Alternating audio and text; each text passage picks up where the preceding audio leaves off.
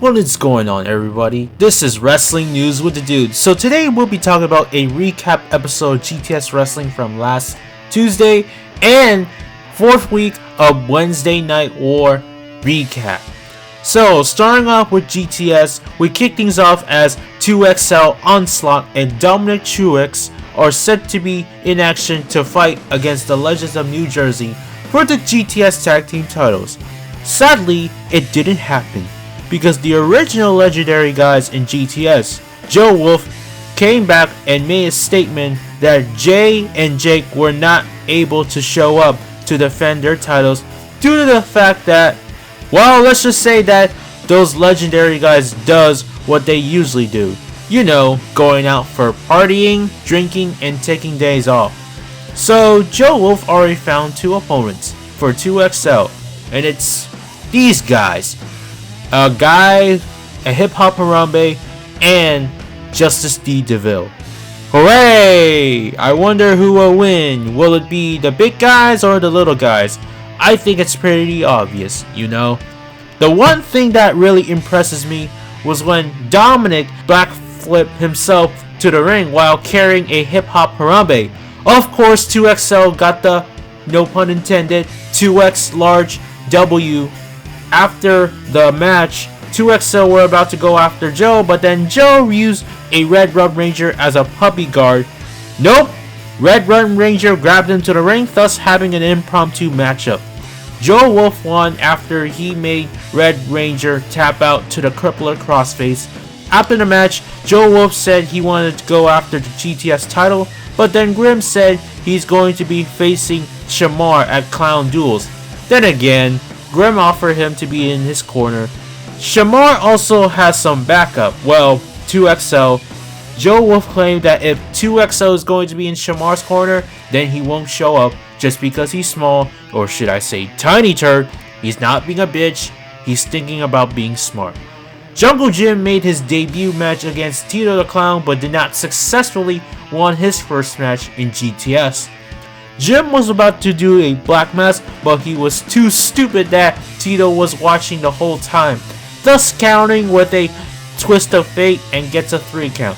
After the match, Tito grabbed him and probably going to do the same thing like what he did to Grimm last week. Grimm said those 3 words, eat it yeah, and then the other 3 words, legend, wait for it, dairy. Now hold on just a minute. I remember I said previously he's slowly starting to turn face, but now, is he a tweener? Man, this has to be a mystery role for the fat man. Well, technically the video didn't end it yet, as these two, Shamar and Hitman Jones, were about to hit the gym. So Hitman Jones took the elevator while Shamar was going to take the stairs. Roman Reigns attacked Shamar out of nowhere, and then this was a message from Legendary, especially Grimm himself. And here's the thing right here. Here's the thing. The way Roman Reigns injured Shamar's wrist, what the fuck? That was pretty soft.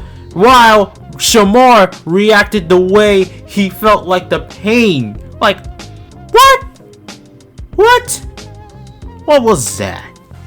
Okay, so afterwards, Moment blasted off as Hitman Jones came down and checked on Shamar to see what was going on. He didn't realize that Shamar was jumped out of nowhere, and that concludes the episode. Switching gears to Wednesday Night War. So today I'm gonna just be talking about WWE NXT. So we kick things off with Rhea Ripley versus Bianca Belair. The match was pretty good and the fans were very into it. We also had an interference from Io Shirai when she attacked Rhea at ringside. Although Bianca didn't manage to succeed to get a 3 count, Candice LeRae attacked Io and then bring her off the apron. Bianca goes for a roundhouse kick, but Rhea ducks it. Rhea goes on and hits with the Riptide for the win. We also saw Matt Riddle versus Cameron Grimes. The crowd were very into this match, and the match was pretty alright. And I really thought this match was going to be short, because as you may know, whenever you have someone like Cameron Grimes, the match would end with just one move. Even that match he had with Boa. And yeah, this was just a regular match. The match was pretty long for Cameron Grimes, honestly. And in the end, Matt mounted more offense and hit several of his signature moves to get the pin to win in the middle of the ring. Cameron suffered his first loss ever since NXT moved to USA Network.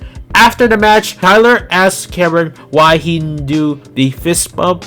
He shoved him. Tyler comes back and drops Cameron with a stiff shot for a pop. And thus, we will see these two facing up next Wednesday on NXT. The NXT General Manager William Regal announced Asuka and Kairi Sane will be defending the Women's Tag Team titles next week against the winners of tonight's Women's Tag Team match. Another match we saw Breezango and their mystery partner Isaiah Scott, who was a replacement for Kushida, who is currently out of action from a wrist injury because of his brutal match with the WWE United Kingdom champion Walter. So yeah, the babyface team took on the Forgotten Sons. Surprisingly, Isaiah Scott and Breezango picked up the win. The NXT Cruiserweight Champion Leo Rush joined the commentary as we would have a Cruiserweight Division match between Gentleman Jack Gallagher and Angel Garza. Honestly, does anyone still watch 205 Live? Or is anyone even watching 205 Live in 2019? Because if not, why isn't the show cancelled? Anyways, the match was pretty good and Angel Garza picked up their victory, and I'm pretty sure that Angel is going to be the next challenger for the Cruiserweight title. We had a women's tag team match between a team of Tegan Nox and Dakota Kai and a team of two MMA horsewomen. This was also a number one contenders for the women's tag team titles. Tegan Nox and Dakota Kai picked up their victory as they're going to face the Kabuki Warriors for the women's tag team titles next Wednesday. Honestly, it's about damn time that we have some bigger competition for the women's tag team division. And that's the way to make the women's tag team titles look important and relevant.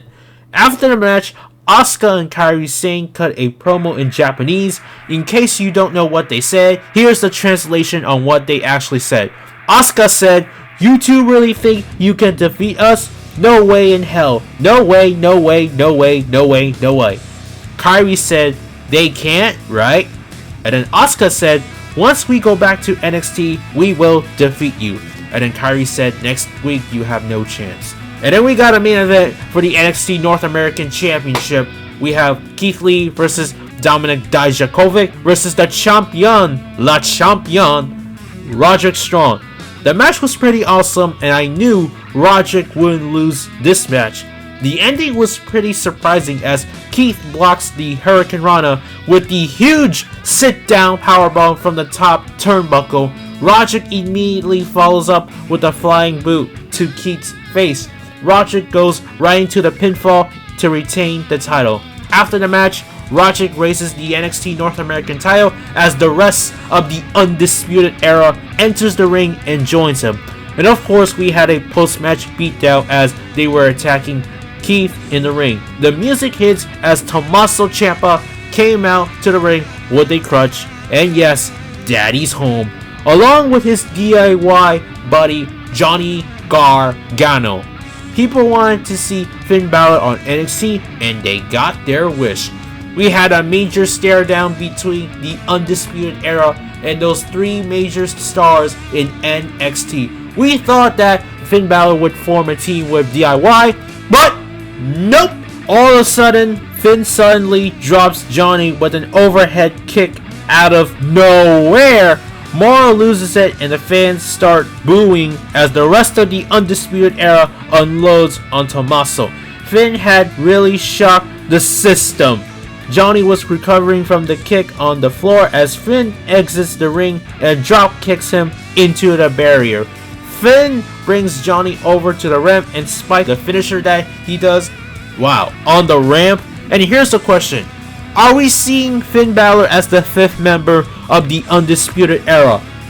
Overall, it's about damn time that we need some shocking moments ever since we had the first week of Wednesday Night War. I mean, do I feel like it's the same scene as Hulk Hogan turning heel and joining the Outsiders? Well, not exactly. Although we can finally get to see the heel Finn Balor in WWE for the first time. I mean, look at New Japan Pro Wrestling. Prince Devitt was a better heel, and he was the one who formed the Bullet Club. So yeah, no more boring Finn, no more Mr. Nice Guy. Say hello to the real rock and roller. And I'm sure that the OC and the Bullet Club OG were very proud to see the good old Prince Devitt. This week's episode was pretty alright, and especially we have a shocking moment at the end. And I'll talk about this week's episode of AEW Dynamite on the next episode of Wrestling News with a Dude. So that is all I have for today, folks. So with that being said, thanks for watching. Don't forget to like this video, leave a comment, subscribe for more content, and join the notification squad by tapping that little bell so you don't want to miss the latest upload on this channel. As always, goodbye, peace, and good day.